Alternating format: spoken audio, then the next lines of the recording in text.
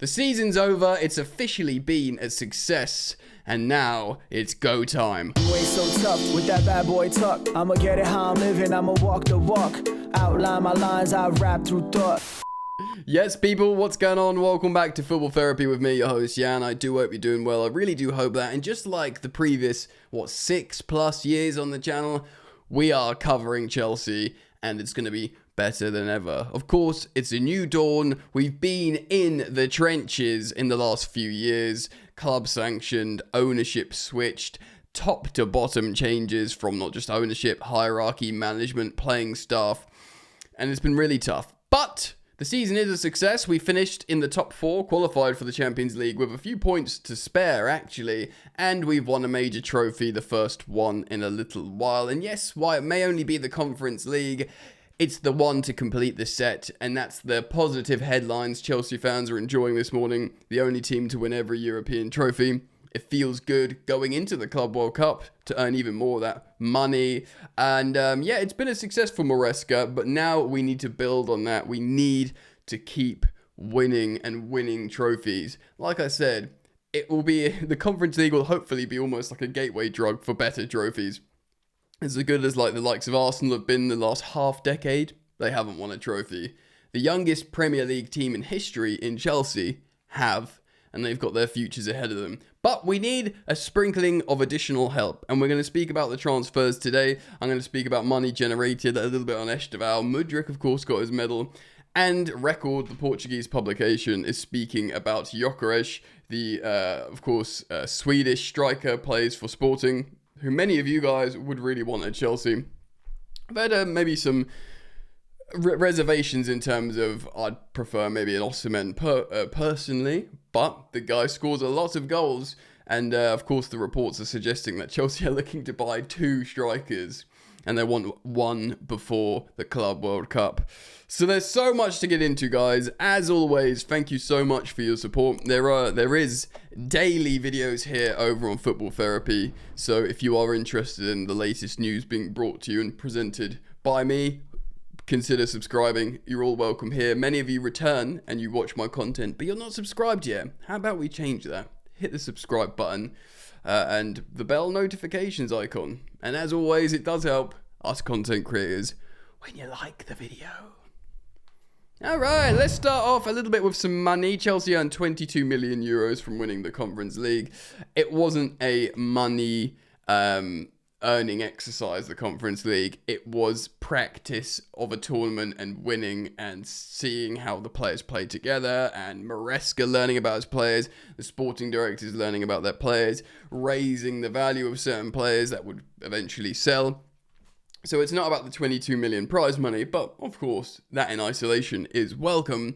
You know, Damac got to see their sponsor on the shirt, yada, yada, yada. It was good. It's a positive experience, especially since we've won the Ruddy competition. If you want my reaction to the final, and of course Cole Palmer's masterclass and all the other positives and the Reece James moment, do go watch my match review, but there is the money involved there. Estevao played his final game for Palmeiras, at least that's not in the Club World Cup. Scored again. It was a belter. Of course he already has. He was presented with a tribute in that game. I mean, it got lost a little bit in the wash and all the Chelsea fan celebrations across social media and footballing media. But yeah, he scored again. He's ruddy wicked. We'll probably get a lot closer look at him in the Club World Cup for Palmeiras. Who knows? Maybe he'll come up against Chelsea. That could happen, I suppose. Very, very exciting indeed. Chelsea, as a club, will be excited that he's done so well. He scored again. He's just this, he's been called up to the Brazil first team by Carlo Ancelotti, as has Andre Santos, both Chelsea youngsters.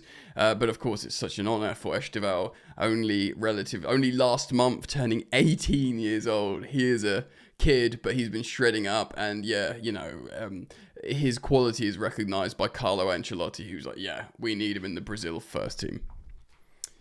Let's keep this news train going then.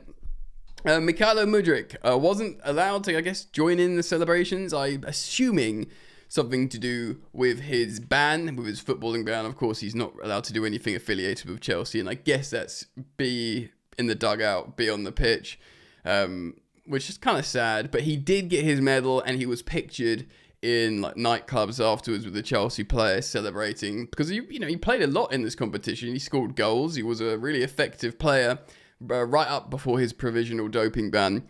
And he's been, it's nice to see he's been pictured. He was watching, he was attending in the stadium, but presumably just in like, I say a punter's seat, but like a VIP seat somewhere that he would have purchased himself, obviously, because of he's not allowed to associate with the club while he's provisionally banned. But, he got his medal because up until the ban, he played loads of games, and he celebrated with his Chelsea teammates, which is nice to see. Of course, huge story. We're still waiting to see the developments with Mudryk, and I will of course keep you posted on all developments here on Football Therapy.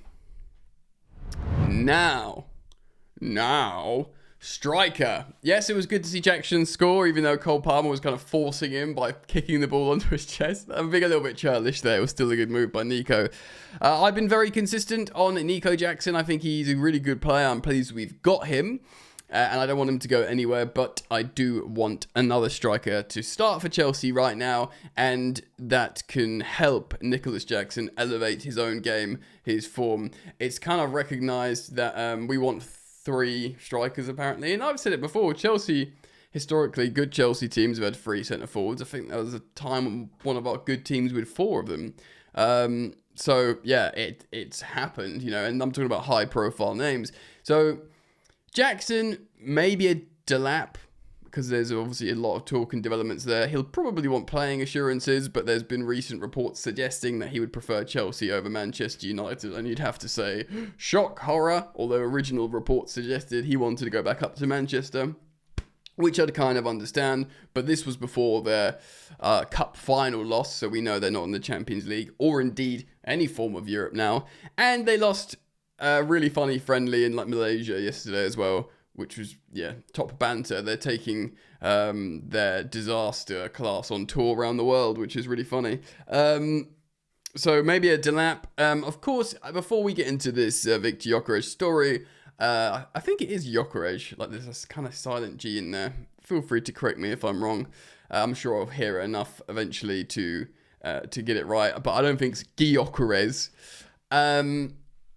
Benjamin Sesko, who is a player that had been growing on me throughout these recent weeks in terms of me looking at his developing numbers. I always recognised Sesko, the current Leipzig, he's very young, early 20s, centre forward, as a really appropriate profile. I understand why we were looking at him, why Arsenal were looking at him.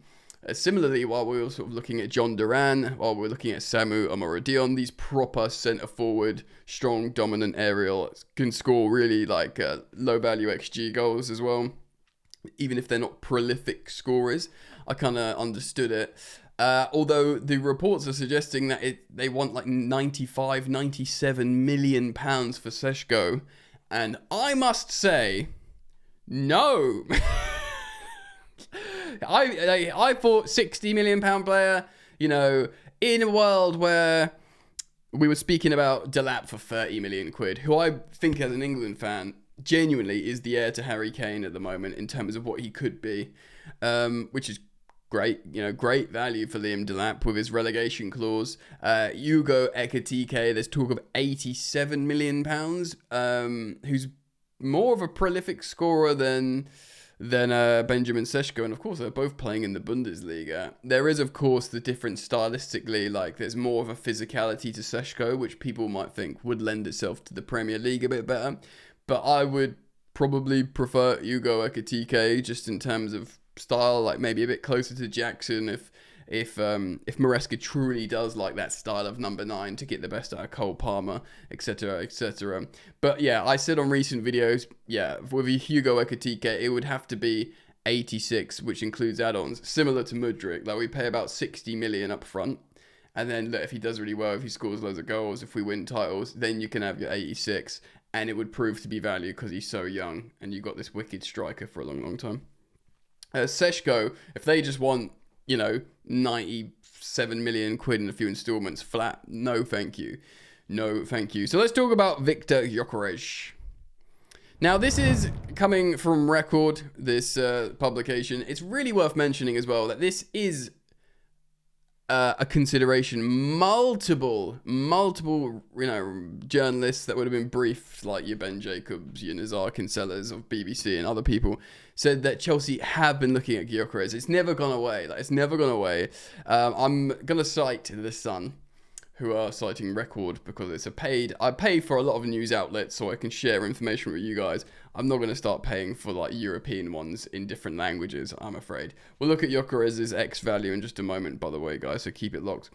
Chelsea are ready to hijack Arsenal's pursuit of Victor Gyökeres. Arsenal had reportedly submitted a formal offer in the region of £62 million, which is, good value, I suppose, for a guy who scores a lot of goals. Again, he scored goals for Coventry in the Championship and then went to Sporting, which of course isn't a top 5 league. It's what, the 6th or 7th, maybe. I don't even know if it's as high as level as the Championship. I'd say it's very similar to the level of the Championship. Of course, we've seen the manager of Sporting that was winning titles over there come to our shores in the Premier League and manage Man United. How well is he doing? I am not saying Gyökeres can't do it. I'm just saying I have a few reservations. He does score a lot of goals. I think personally, and I will be very firm and consistent on this, that for our team, I do think I think a safer bet would be Osimhen, but if he's not obtainable because of his salary demands, it would be very difficult not to be excited about the sheer goal-scoring ability of Victor Gyökeres, and we will look at that again in just a second.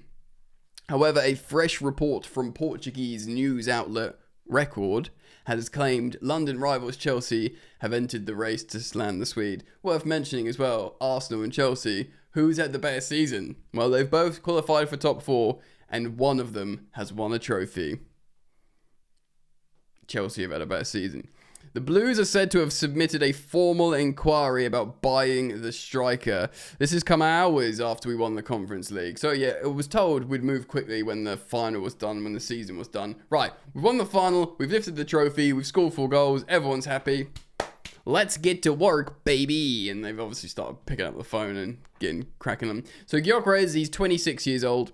He scored 97 goals and got 28 assists in just 102 games for Sporting, which of course is insane. It is insane. So that is let's just do the maths here. 100. So it's 125 goal involvements in 102 games. Even if he only does less than half of that or something, it's still an amazing return for the Premier League number. If he scores a goal every other game for Chelsea and doesn't do anything silly and gets the odd assist, he could be Chelsea's starting striker. You know, if your scoring rate is 0.5 goals per game, and if you add the odd assist, so it's 0.75 goal involvements per game, it's an elite return for a club like Chelsea playing against low blocks. And obviously his numbers in Portugal are way higher than that. Indeed, this season, his record is 54 goals in all competition, which makes him Europe's highest goal scorer, 12 more than Kylian Mbappe and Robert Lewandowski. Kylian Mbappe won the award, the Golden Shoe, which is the Golden Boot in Europe, because the Spanish goals literally count for more than the Portuguese goals, which is quite funny. They rank the league and they devalue the goals. If you're scoring for a pub team, you have to score X amount of goals for them to be worthy of a Premier League goal value. So they're slightly nerfed, I suppose the term would be, the Portuguese goals. Chelsea were waiting till after the Conference League final in Poland to trigger their movement in the transfer market. The Blues want to get a deal quickly for a new ace ahead of the Club World Cup. And of course, we're in talks with Liam Delap, who's also speaking to Man United, Newcastle and Everton. Chelsea's tally of 64 goals in the Premier League marked them as joint 7th highest scorers. Not good enough, but it does show you how good our defence has got. 4 players made into double figures. Only Cole Palmer and Nico Jackson managed it in the league. Maresca's side are being rivaled in their pursuit of Gyökeres by Juventus. So this article from Record said, Juventus and Chelsea have joined the race. So as well as Gyökeres and Delap, we're looking at Victor Osimhen, spoken about, Seshko and Ugo Ekitike. Well, who do I think is most likely? Well, I think recently it looked like Ekitike was a very serious, open conversation with us with Delap. But many Chelsea fans, I suppose, see on social media and indeed down the pubs and stuff, will probably say Gyökeres is the guy for them. So let's look at his X value here. And remember, it is the Portuguese league for Sporting. As much as that sounds churlish, I do think it's worth mentioning. But look at how incredible his performance chart is. It might be playing for a superpower in a Farmers League, but his passing's amazing, his assisting's amazing, his shooting's unparalleled. He can dribble. He's maybe a little bit disappointingly not great at aerials, which would worry me a little bit in the Prem. But again, as always, he is a right footer that plays slightly in the left pocket, which will suit Chelsea and Maresca in our shape. He's 26, so he's a big boy footballer, someone that, Jackson could learn from and watch how he plays and watch how he finishes. Jackson is a good forward, I'll die on that hill, but Jackson isn't a good finisher, naturally. Oh my God. Have you seen it? To do the Martin Tyler, I swear you'll never see anything like it ever again. So breathe it in. That polar chart is insane.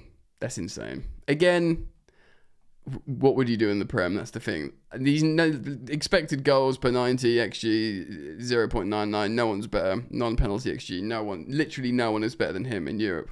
He's the king of the castle. It's not a top 5 league. I feel like I need to keep saying it because it's not like he's doing this in the Prem or even La Liga or, even Serie A or wherever. He's doing it for Sporting in Portugal, but it is amazing. Chance creation, he's very creative. That won't go away. And you've seen pictures of him. He's shredded. He's not like diminutive. He's not great in the air, annoyingly. But he is, you can look at all these stats yourself, mate. He's top of the tree for expected carries. Let's pick expected offensive value added. He's top again. Non-penalty XG. He's top again. Expected assists. He's top again. Expected pass. He's second. Wow. So, look. He's effing good. He's effing good. There is...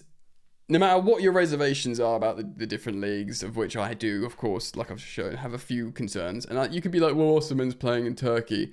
But I just look at Osimhen, of course he played in, he won the Scudetto in Serie A, and he's shown in multiple competitive leagues that he can do it. And of course, I just look at him stylistically and think he's very Chelsea. But it'll be very difficult to not get excited about the potential acquisition of Victor Gyökeres. Let me know what you think. Keep it locked to this channel because all developments I will follow here. So make sure you turn the bell on when you subscribe to Football Therapy. As always, thank you for liking. A little bit of housework. If you've made it to the end here, why not check the second channel out, Football Yannick. There is also daily content over on there as well for all the big footballing stories in world football, not relating to Chelsea, but I often enjoy them as a Chelsea fan if it involves bantering rivals. Just YouTube Football Yannick or click the link in the top of the description for that channel. And yeah, should you want Goat Gang merch, Football Therapy merch as well, it's all available. Take care of yourselves. Peace.